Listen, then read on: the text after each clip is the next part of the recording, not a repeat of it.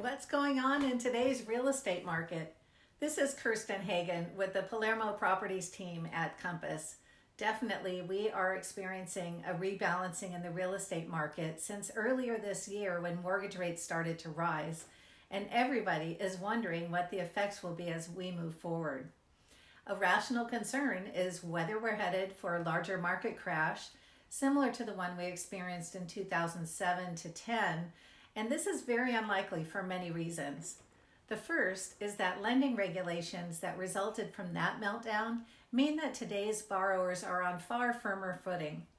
Of the 53.5 million first lien home mortgages in the USA today, the average borrower credit score is a record high 751. In 2010, it was 699.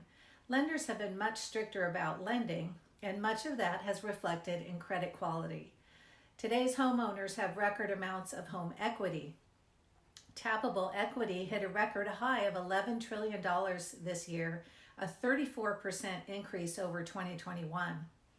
Mortgage debt in the U.S. is now less than 43% of current home values, the lowest on record.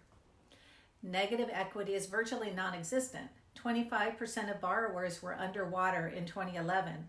And now just 2.5% of borrowers have less than 10% equity in their homes. There are significantly fewer adjustable rate mortgages outstanding today, the lowest volume on record. In 2007, just before the housing market crash, 36% of all mortgages were adjustable, and over 10 million of them were facing higher rates. Now, only about 1.4 million adjustable rate mortgages are currently facing higher interest rates. Mortgage delinquencies are also at a record low, with just under 2% of mortgages past due.